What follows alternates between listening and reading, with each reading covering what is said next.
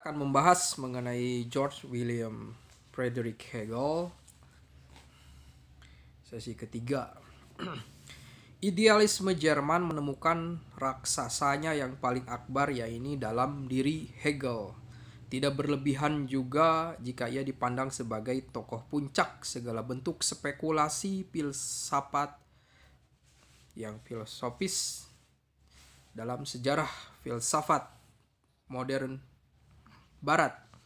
Sejarah filsafat sesudahnya bahkan bisa dipandang sebagai sebuah usaha sepenuh tenaga untuk merobohkan bangunan raksasa yang didirikan oleh filsuf ini. Jadi banyak pengkritiknya setelah filsuf Hegel ini. Hegel lahir di kota Stuttgart pada tanggal 27 Agustus 1770 dari sebuah keluarga pegawai negeri sipil. Pada usia 18 tahun, dia menjadi mahasiswa teologi di Universitas Tübingen. Di sana dia bergaul dengan Schelling dan penyair Hölderlin yang keduanya menaruh simpati pada revolusi Prancis. Dalam usia 20 tahun dia meraih ijazah filsafatnya dan 3 tahun kemudian menyelesaikan studi teologinya. Sejak muda Hegel sudah menaruh perhatian pada hubungan filsafat dan teologi. Tetapi para profesornya kurang menghargai gagasan-gagasan orisinalnya. Sesudah meninggalkan Tübingen, dia menjadi seorang tutor pada keluarga bangsawan di Bern, Swiss, lalu bertolak ke Frankfurt. Pada masa-masa ini, antara tahun 1793 sampai tahun 1800, dia menghasilkan tulisan-tulisan teologisnya. Istilah teologi Hegel di sini jangan dipahami lepas dari filsafat. Bahkan bagi Hegel, filsafat adalah sebuah teologi dalam arti menyelidiki yang absolut. Pada tahun 1801, Hegel mengajar di Universitas Jena. Di sini dia bekerja sama dengan Schelling dalam penyuntingan sebuah jurnal filsafat. Di sini juga dia menerbitkan adik karyanya yang termasyhur Die Phänomenologie des Geistes, Fenomenologi Roh. Sesudah itu dia menjabat selaku rektor di Gymnasium kota Nuremberg. Di kota ini dia menerbitkan Wissenschaft der Logik, ilmu pengetahuan logika. Reputasinya sebagai seorang filsuf meningkat ketika dia mengajar di Heidelberg. Di situ dia menerbitkan karya sistematis dan komprehensifnya, Encyclopädie der Philosophen Wissenschaften im Grundriss. Ensiklopedi ilmu filsafat dalam ringkasan. Sudah itu tahun 1818 dia mengajar di Berlin. Di situ ia menerbitkan karyanya Grundlinien der Philosophie des Recht, garis besar filsafat hukum. Hegel meninggal tahun 1831. Suatu topik yang kerap dilewati kalau kita membicarakan idealisme Hegel adalah karya-karya teologis awalnya. Meskipun tidak bisa dianggap sebagai titik tolak filsafatnya, minat ini ternyata mewarnai filsafat di kemudian hari. Yang dimaksud di sini adalah usaha Hegel untuk memulihkan kesatuan asali yang lenyap dalam agama Kristen. Dalam pandangannya tentang agama, Hegel mempersoalkan paham agama yang disebarkan oleh pencerahan, yaitu bahwa agama Kristen adalah sebuah agama rasional. Menurutnya, agama rasional macam itu justru membuat para penganutnya tercerabut dari semangat kebudayaan Jerman.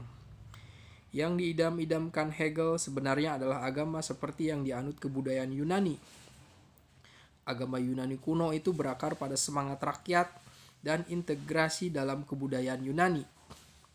Agama Yunani adalah sebuah folk religion, agama rakyat, yakni sebuah agama yang rasional namun tetap berakal dalam semangat rakyat. Meski demikian, ada juga kekurangan pada agama Yunani, yaitu kurang merenungkan moralitas. Menurut Hegel, agama Kristen melengkapi ini. Dengan demikian, ide normatif Hegel adalah sebuah agama yang menjadi totalitas etis yang mencakup baik kejeniusan maupun semangat rakyat Jerman. Dalam Die Positivität der Christlichen Religion, positivitas agama Kristen, Hegel berusaha menjelaskan mengapa agama Kristen berubah menjadi agama yang rasional, tetapi juga otoriter. Dalam gereja perdana dibayangkan ada sebuah komunitas etis. Di sana para penganut menghayati apa yang diyakininya dari dalam. Konsep kesusilaan atau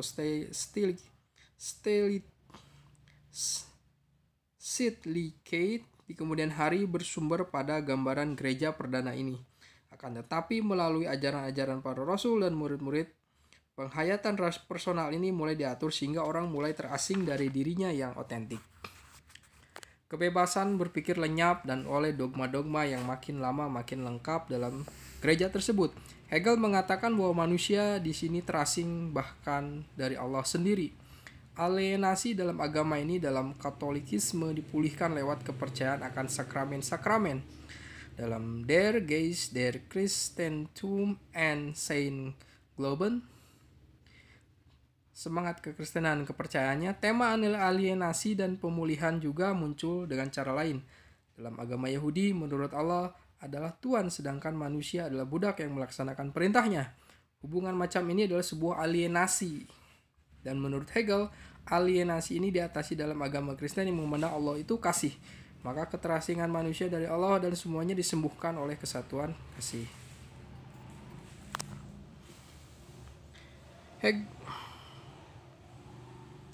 Hegel berusaha keras untuk menemukan kembali kesatuan asali yang lenyap itu, sebuah totalitas etis. Hegel berpendapat bahwa tujuan dasarnya filsafat adalah mengatasi oposisi-oposisi. Dalam pengalaman sehari-hari, pikiran kita hanya menangkap kemajemukan, pertentangan, kontradiksi, dan seterusnya. Pikiran misalnya menghadapi soal dualisme jiwa dan badan, kontradiksi antara subjek dan objek, alam dan roh, yang terbatas dan tak terbatas. Oposisi-oposisi itu tidak memuaskan pikiran, dan menurut Hegel, kepentingan dasariah dari rasio atau vernum adalah mengusahakan kesatuan utuh dari oposisi-oposisi. Dengan kata lain, rasio selalu ingin mencapai yang absolut. Karena itu Hegel merumuskan yang absolut itu secara filosofis. Untuk itu dia menjumpai sebuah masalah. Kalau mau dirumuskan secara filosofis, tak ada jalan lain kecuali lewat refleksi. Padahal refleksi termasuk dalam intelek yang beroperasi dengan data indrawi. Hegel mengatasi masalah itu dengan mengangkat refleksi yang absolut itu ke taraf rasio atau intelektual. Intuisi intelektual. Di sini ia menggabungkan refleksi intuisi menjadi spekulasi filosofis. Untuk masuk ke dalam idealismenya, sebaiknya terlebih dahulu kita membahas bagaimana dia memisahkan diri dari para pendahulunya. Hegel berpendapat bahwa dalam kritisisme Kant senantiasa ada oposisi antara fenomena dan noumena. Jadi masih ada oposisi antara subjek dan objek. Dia setuju pada usaha Fichte menghapus das Ding an sich. Dalam idealisme Fichte sudah ada identitas subjek dan objek. Fichte memahami dunia sebagai ide dunia. Aku terbatas. Dunia termasuk dalam subjektivitas aku murni atau yang absolut. Dalam kenyataan praktis kita menjumpai dunia sebagai dunia real, sehingga Fichte juga menempatkan dunia dalam oposisi dengan aku. Jadi dalam filsafat Fichte pun oposisi belum diatasi. Dalam filsafat Schelling, identitas terus dipertahankan sebagai sebuah asas. Alam atau dunia tidak dipahami dalam oposisi dengan roh. Alam itu real tetapi juga ideal. Roh yang tampak. Filsafat Schelling sangat dikagumi Hegel, tetapi menurutnya Schelling dalam filsafat identitasnya itu tidak memahami alam sebagai suatu proses perwujudan dari roh. Dengan kata lain, proses waktu atau sejarah tidak mendapat penjelasan dalam filsafatnya. Dalam filsafatnya yang absolut, dan roh itu dipandang pada dirinya sendiri, padahal untuk sampai pada dirinya sendiri menurut Hegel, roh itu harus menyatakan dirinya, merealisasikan diri dalam alam terlebih dahulu. Atas alasan-alasan di atas, Hegel mengembangkan idealismenya secara independen. Titik tolak bagi idealisme Hegel kemudian adalah yang absolut. Yang absolut adalah totalitas seluruh kenyataan. Hegel memahami seluruh kenyataan ini sebagai sebuah proses menjadi. Dalam arti ini, setuju dengan Schelling, ia memahami kenyataan sebagai sebuah proses teleologis yang absolut tidak hanya dipahami sebagai seluruh proses itu, melainkan juga tujuan dari proses itu sendiri. Hegel lalu memahami yang absolut itu sebagai subjek. Kalau dia subjek, tentu ada objeknya. Menurut pemahaman Hegel, objeknya adalah dirinya sendiri. Dalam arti ini, yang absolut adalah pikiran yang memikirkan dirinya sendiri, subjek yang menyadari dirinya sendiri. Dengan kata lain, yang absolut itu adalah roh. Kita ulangi lagi. Yang absolut tidak hanya dipahami sebagai seluruh proses itu, melainkan tujuan dari proses itu sendiri. Hegel memahami yang absolut itu sebagai subjek. Kalau dia itu subjek, tentu ada objeknya. Menurut pemahaman Hegel, objeknya adalah dirinya sendiri. Dengan kata lain, yang absolut itu adalah roh. Kalau yang absolut itu totalitas realitas, yang absolut itu menyadari dirinya. Seluruh realitas oleh Hegel dipandang sebagai proses refleksi diri. Mengapa? Karena realitas itu adalah proses berpikir itu sendiri. Realitas adalah sesuatu yang menyadari dirinya sendiri.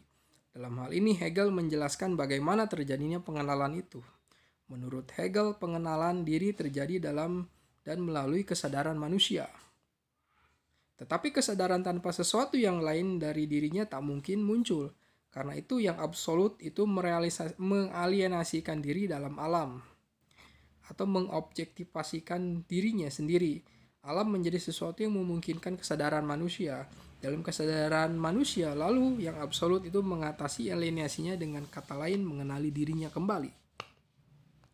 Kalau demikian, seluruh refleksi filosofis dan pengetahuan manusia adalah pengetahuan yang absolut itu sendiri.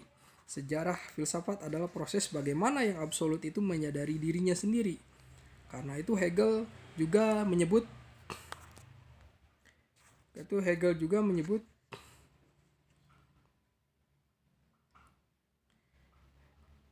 bahwa yang absolut itu sebagai idea, logos, dan rasio. Akan tetapi rasio atau idea jangan dipahami sebagai pikiran individual, melainkan sebagai seluruh realitas yang memikirkan dirinya sendiri.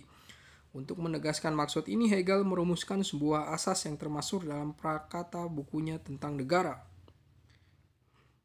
Semua yang rasional itu real, dan semua yang real itu rasional. Maksudnya, rasio sama luasnya dengan seluruh realitas, maka realitas adalah proses pemikiran atau idea. Kita sudah mencicipi bagaimana Hegel mau memahami yang absolut, termasuk dalam caranya menguraikan filsafatnya itu istilah dialektika. Akan tapi dialektika Hegel itu bukan sekedar metode untuk menguraikan filsafatnya. Lebih tepat mengatakan bahwa kenyataan adalah sebuah proses dialektis yang disadari dalam filsafat Hegel. Istilah dialektika didasarkan dari pengalaman sehari-hari dalam dialog. Jika dinyatakan sebuah pendapat itu akan ditentang oleh pendapat lain, lalu karena tak puas dengan posisi itu, kita harus berusaha mendamaikan keduanya dengan sebuah pendapat yang lebih lengkap. Dari proses itu kita bisa merumuskan 3 tahap. Tahap pertama adalah sebuah tesis, yang lalu memunculkan tahap kedua adalah antitesis. Akhirnya keduanya diperdamaikan dalam sebuah sintesis. Dalam sintesis tidak hanya terjadi peniadaan, pembatalan dari kedua posisi karena munculnya sintesis membuat keduanya tidak berlaku, melainkan juga kedua aspek yang beroposisi disimpan dan diangkat ke taraf yang lebih tinggi, sebab kebenaran keduanya masih dipertahankan dalam sintesis itu. Kata Jerman mencakup seluruh pengertian ini adalah Aufgehoben. Sistem filsafat Hegel pun diuraikan dalam 3 tahap. Ketiga tahap dipandang sebagai 3 tahap kehidupan yang absolut. Pertama adalah idea, tahap kedua adalah alam, tahap ketiga adalah roh. Sistem filsafatnya lalu juga dibagi menjadi 3 bagian. Pertama adalah logika, yang bagi Hegel berarti metafisika yang mempelajari hakikat yang absolut pada dirinya sendiri. Kedua adalah filsafat alam, yang mempelajari yang absolut yang sudah mengalienasikan diri dari alam. Diri dalam alam. Jadi filsafat alam itu yang mempelajari yang absolut yang sudah mengalienasikan diri dalam alam.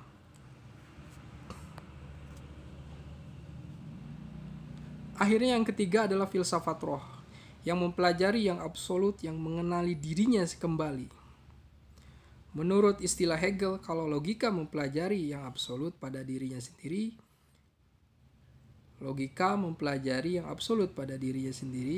filsafat alam mempelajari yang absolut bagi dirinya dengan alienasi diri dalam alam. Filsafat roh mempelajari yang absolut pada dan bagi dirinya.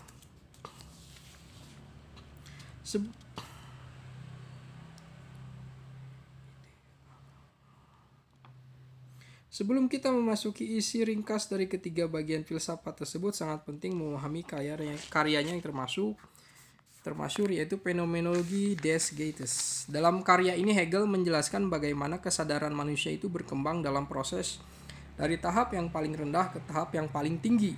Dengan demikian, karya ini dapat dianggap sebagai pengantar ke sistem filsafatnya. Sudah disinggung bahwa kesadaran manusia bagi Hegel merupakan pengenalan diri yang absolut.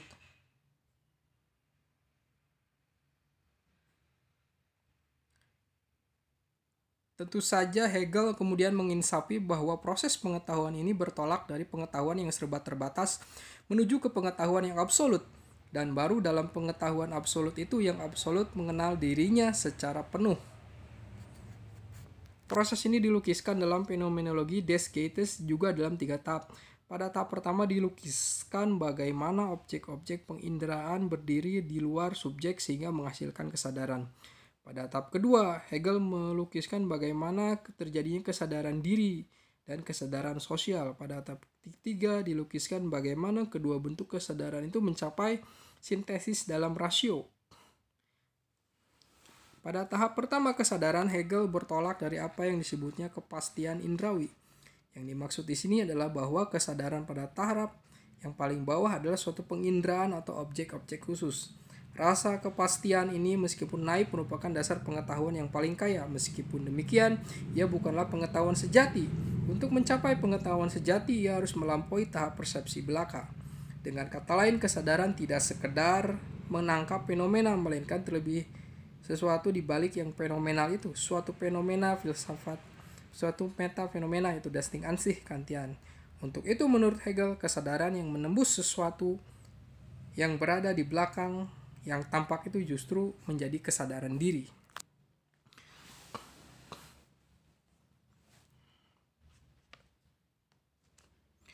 Pada tahap kedua kesadaran diri, Hegel bertolak dari kesadaran diri yang paling rendah yaitu hasrat. Objek kesadaran dapat disadari sebagai objek karena subjek menguasainya dan menikmati demi kepentingannya. Penguasaan dan pemuasan kepentingan ini adalah sifat hasrat. Hegel lalu mengemukakan bahwa kesadaran diri primitif ini akan dibatasi oleh kehadiran kesadaran diri yang lain, yaitu kehadiran orang lain. Dengan kehadiran yang lain, kesadaran diri berkembang sebab kesadaran mengenali diri sendiri bukan hanya dalam dirinya sendiri, melainkan juga dalam diri orang lain. Adanya kesadaran lain menjadi syarat hakiki munculnya kesadaran diri manusia. Kesadaran diri yang lebih tinggi itu adalah sebuah kekitaan atau kesadaran sosial. Hegel menjelaskan bahwa kekitaan ini dicapai melalui aneka rintangan dan kontradiksi. Pertama-tama kehadiran kesadaran lain itu membuat sebuah kesadaran cenderung menghapus dan menegasi untuk mengukuhkan eksistensinya. Hegel menjelaskan ini dalam sebuah lukisan yang termasuk dalam sebutan hubungan tuan dan budak. Tuan mengenal dan mengukuhkan dirinya dengan cara memaksakan kesadarannya sendiri sebagai kesadaran yang lain. Budak sebaliknya justru mengenal dirinya dalam kesadaran yang lain, yaitu kesadaran tuannya. Menurut Hegel, situasi ini segera akan berubah karena masing-masing mengandung kontradiksi. Karena tuan mengenali budak sebagai non-person, kesadaran diri tuan itu merosot ke taraf bawah manusiawi primitif hasrat. Sebaliknya, dengan mengerjakan kehendak tuan, budak justru menyadari dirinya lewat hasil-hasil kerjanya. Dia menjadi tuan di atas alam. Hegel kemudian menjelaskan bahwa dalam apa yang disebutnya kesadaran stoikisme, kontradiksi hubungan tuan budak tersebut diatasi hanya dengan cara melarikan diri ke dalam dunia batin. Tuan dan budak merasa dirinya bebas sementara hubungan konkret tetap penindasan. Menurut Hegel, kontradiksi macam itu menjadi eksplisit dalam apa yang disebut kesadaran yang tidak bahagia. Jadi dalam kesadaran macam itu, tuan dan budak dalam satu diri yang terbelah di satu pihak menegasi diri di pihak lain, mau mengafirmasi diri namun belum mencapainya. Kontradiksi dalam kesadaran diri tersebut di atas menurut Hegel diatasi dalam tahap 3 kesadaran, yaitu rasio, yang adalah sintesis antara kesadaran dan kesadaran diri. Pada tahap ini terjadi pemahaman penuh antara diri sendiri dan kesadaran lain. Dalam arti muncul kesadaran akan universalitas. Kesadaran itu tak lain dari roh sendiri yang sadar diri. Hegel menunjuk kesadaran moral yang tampil dalam aneka institusi sosial sebagai bentuk kurang sempurna dari sintesis itu. Lalu dalam kesadaran religius, sintesis itu betul-betul dicapai. Kesadaran yang tidak berbahagia, alienasi, diatasi dalam kesatuan dengan yang ilahi. Dalam tahap inilah menurut Hegel, roh absolut mengenal dirinya. Dalam agama, kalau kita bertanya agama apa yang dimaksud, Hegel menjawab agama Kristen. Agama Kristen.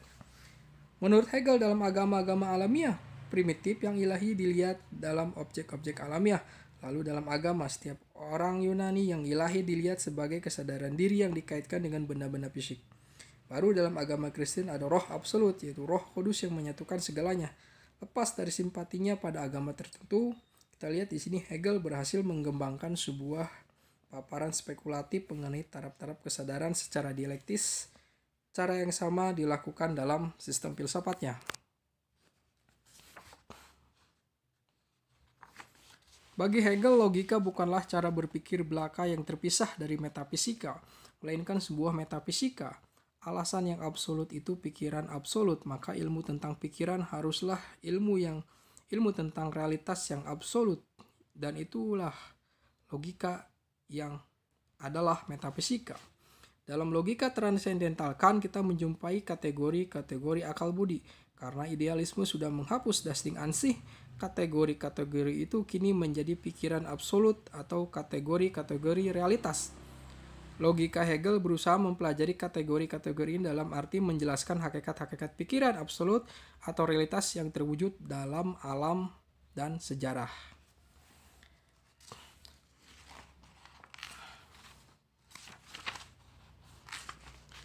Pada bagian pertama Hegel bicara tentang kategori realitas. Bagian itu juga disebut logika ada. Kategori realitas yang mendahului kategori-kategori lain menurut Hegel adalah kategori ada. Realitas adalah abda absolut. Namun ada baru bisa dipahami kalau ada sesuatu yang berlawanan dengannya, yaitu ketiadaan. Nah, pikiran lalu melihat gerak dari ada ke ketiadaan, lalu dibalik balik ke ada sebagai kategori lain, yaitu menjadi. Di sini kita jumpai bagaimana Hegel memahami sebagai tesis yang memunculkan ketiadaan sebagai antitesis dan mencapai sintesis dalam menjadi ada.